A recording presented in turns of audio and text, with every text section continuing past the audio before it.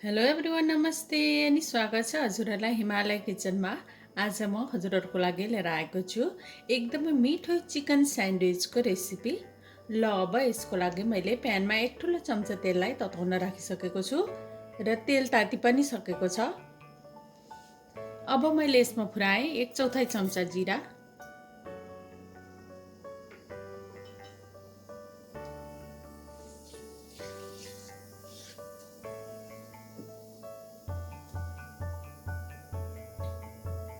र मैले राखेँ 1 सानो चम्चा लसुन र अदुवाको पेस्ट,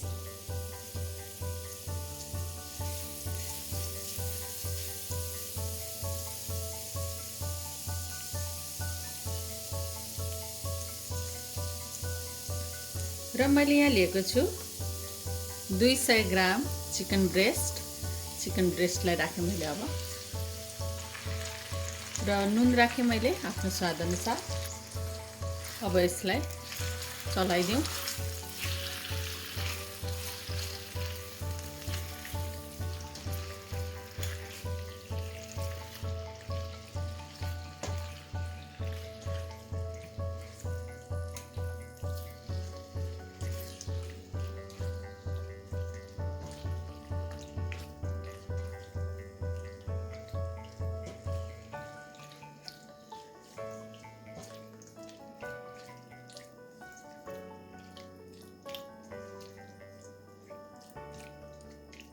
र अब यसलाई छोपेर 5 मिनट जति पकाउने। सुरुमा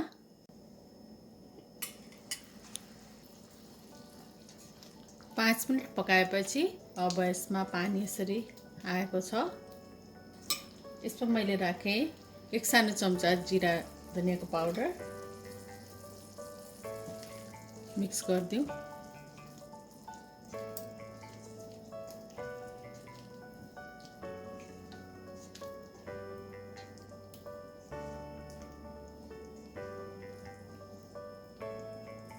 एक सानो चम्चा काश्मिरी रातो खुर्सानीको धुलो,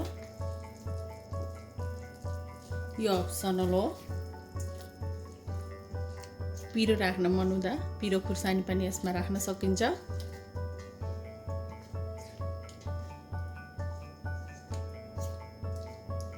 अब यसलाई फेरि नछोपिकन 5-7 मिनट जति यतिकै पकाउँ।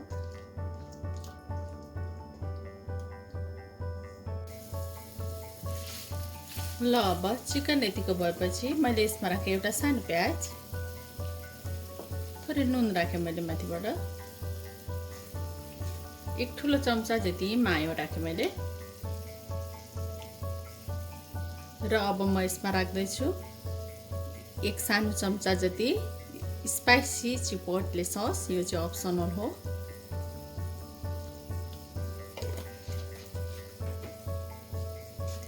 अब मिक्स गरिदिउँ।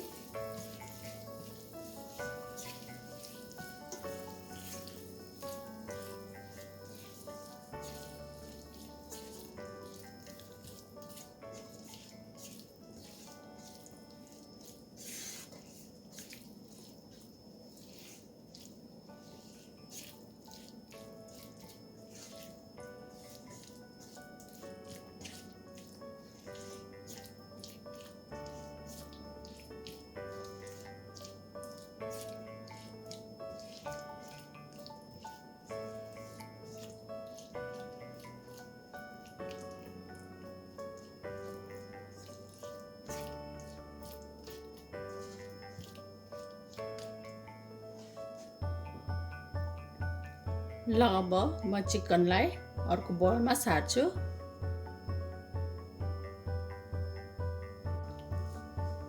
ल अब फेरि मैले यहाँ प्यान बसाएँ र यसमा मैले राखेँ 1 सानो चम्चा बटर,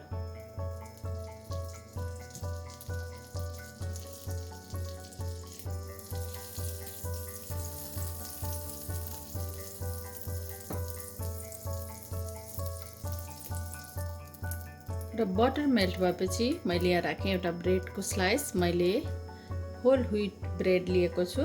हजुरहरूले व्हाइट ब्रेड लिएर पनि बनाउन सक्नुहुन्छ।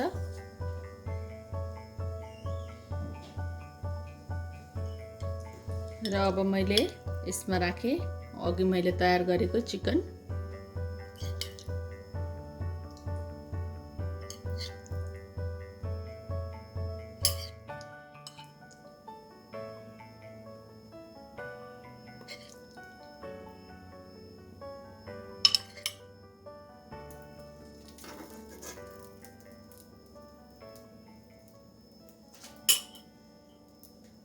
र मैले राखेँ चिजको स्लाइस। मैले स्विस चिज लिएको छु। मोजरेला या अरू कुनै चिजहरू आफ्नो इच्छाले यसमा राख्दा हुन्छ। अब मैले राखेँ माथिबाट अर्को ब्रेडको स्लाइस। अब यो साइडबाट हल्का ब्रेड क्रिस्पी र ब्राउन हुने बेलासम्म यसलाई पकाउने। ल अब मैले यसको माथिपट्टि यसरी बटर लगाउँदैछु। यदि केही गरी चिज मेल्ट भएन भने यसलाई छोपेर 1-2 मिनट जति पकायो भने अनि चिज मेल्ट हुन्छ।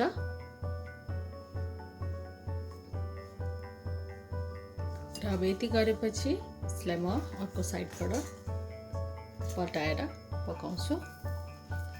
अब यो साइडबाट पनि यसरी फर्काएर यसै गरी गोल्डन ब्राउन क्रिस्पी हुने बेलासम्म पकाउनु पर्छ यसलाई। ल अब हाम्रो स्यान्डविच चाहिँ बनेर रेडी भएको छ। चिज पनि एकदम राम्ररी मेल्ट भएको छ।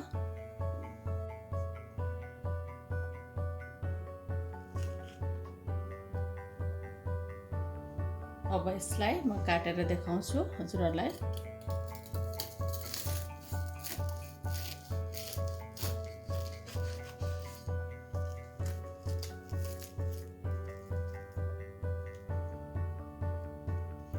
एकदमै क्रिस्पी, एकदमै मिठो, हेर्दै खाउँ खाउँ लाग्ने चिकन स्यान्डविच बनेर अब रेडी भएको छ।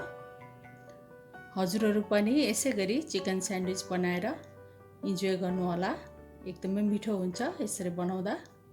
हस् त यो रेसिपी हजुरहरूलाई राम्रो लाग्यो भने हाम्रो भिडियोलाई लाइक, कमेन्ट, सेयर गरिदिनु होला।